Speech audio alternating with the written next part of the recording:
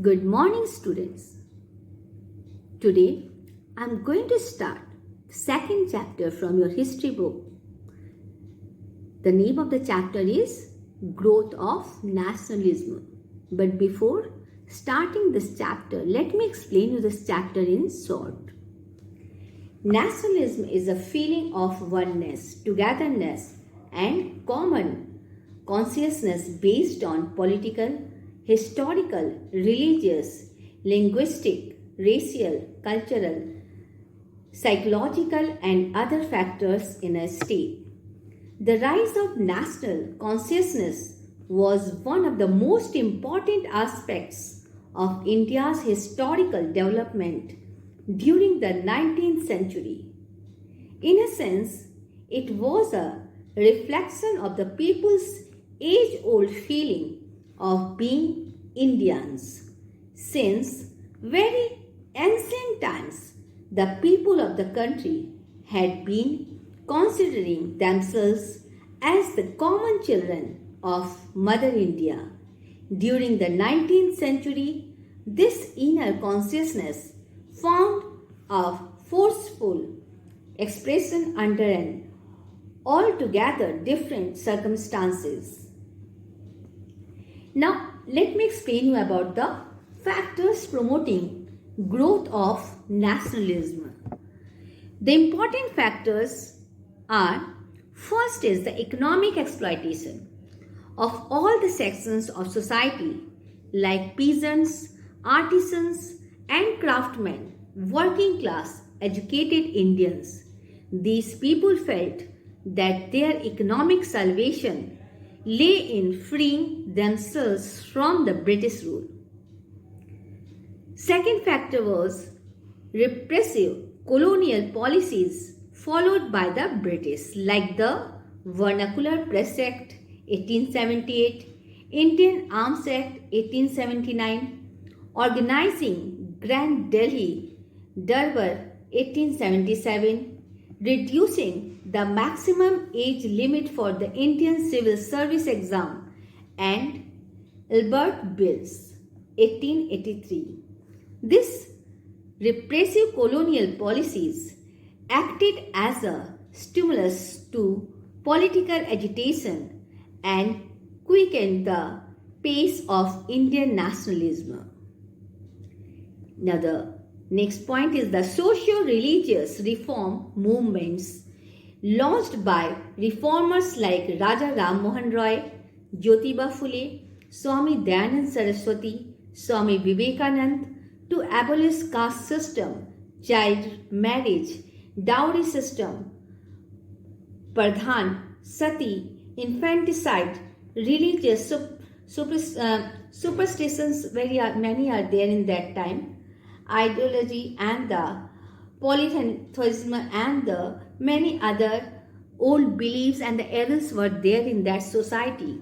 They abolished all that things. These reform movements draw their inspiration from the India's cultural heritage and promoted a feeling of pan-Indianism and a spirit of nationalism. Now the next is the rediscovery of the India's past by nationalist leaders, reformers, and some European scholars. It helped to restore people's self-confidence and to counter Western propaganda that Indians were destined to be ruled by foreigners. Now the next is the influence of the Western education introduced by the British in India provided opportunities for assimilation of modern Western ideas of democracy and nationalism. It provided a common language, unified the people of India belonging to different religions, and inspired them to work for the freedom of the country. Next was the role of the press. It created an awareness among the Indians and developed a strong national sentiment. Now next is the development of the rapid means of transport and communication. It unified the country and enabled the Indians to come in contact with one another and discuss the problems facing the country. Now, next is the administrative and the economic unification of India. This brought the whole country under one government with uniform system of law and development of trade and industries on an all India scale. Now let me explain you about the political associations and their objectives.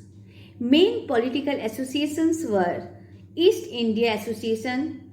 It was established on 1866 by Dadabhai Naoroji.